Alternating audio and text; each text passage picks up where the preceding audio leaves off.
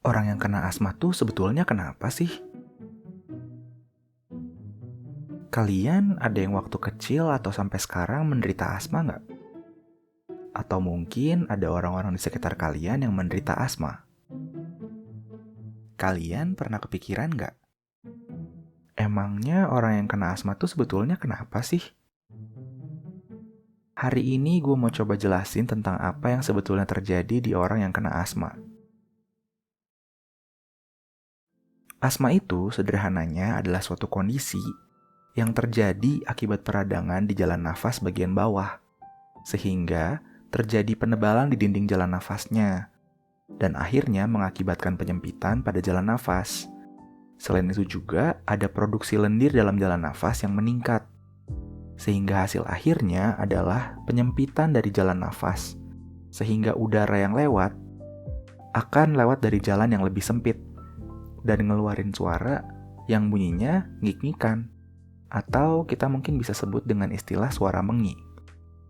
Reaksi peradangan pada orang yang asma adalah dampak dari reaksi alergi, sehingga umumnya terjadi pada orang-orang yang memang punya alergi, atau punya orang tua dengan alergi, karena alergi itu merupakan sesuatu yang diturunkan dari orang tua.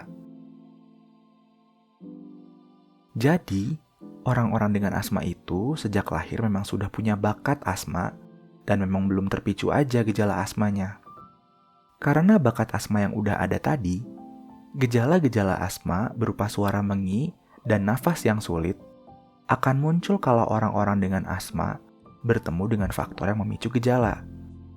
Faktor yang memicu asma antara lain adalah yang pertama, infeksi pada saluran nafas. Jadi sakit seperti batuk atau pilek. Kemudian bisa ada yang dipicu oleh olahraga. Bisa juga dipicu oleh penyakit reflux gastroesofageal atau sederhananya asam lambung yang naik. Terus bisa juga karena sinusitis berkepanjangan. Atau mungkin karena hal-hal yang memang memicu alergi pada orang itu dan sudah lama diketahui. Terus bisa juga terpicu karena penggunaan obat-obatan tertentu.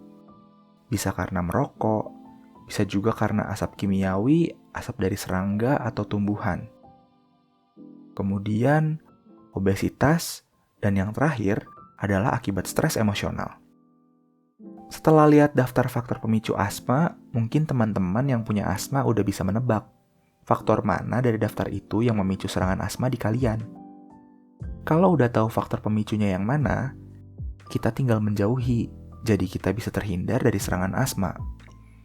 Selain itu, kalau memang ada serangan asma yang tidak bisa dihindari, ada juga obat-obatan yang bisa digunakan untuk meredakan gejala asma.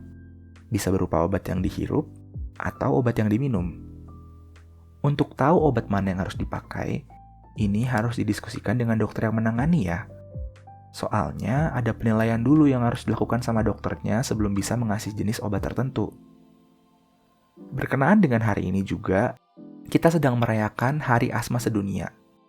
Jadi, selamat Hari Asma Sedunia semuanya. Semoga melalui video ini kalian bisa semakin kenal sama penyakit asma ini. Demikian merupakan penjelasan singkat hari ini tentang penyakit asma. Semoga bermanfaat. Untuk diingat, video ini cuma gambaran awal, jadi jangan dijadiin satu-satunya acuan. Jangan lupa untuk like dan share ke orang-orang sekitar, supaya info bermanfaatnya nggak cuma berhenti sampai kalian aja. Kalau teman-teman mau dapat info seputar kesehatan lainnya, boleh subscribe dan nyalain lonceng notifikasinya ya. Kalau ada pertanyaan menarik lainnya, boleh ditulis di kolom komentar. Terima kasih sudah menyaksikan. Sampai jumpa di video selanjutnya.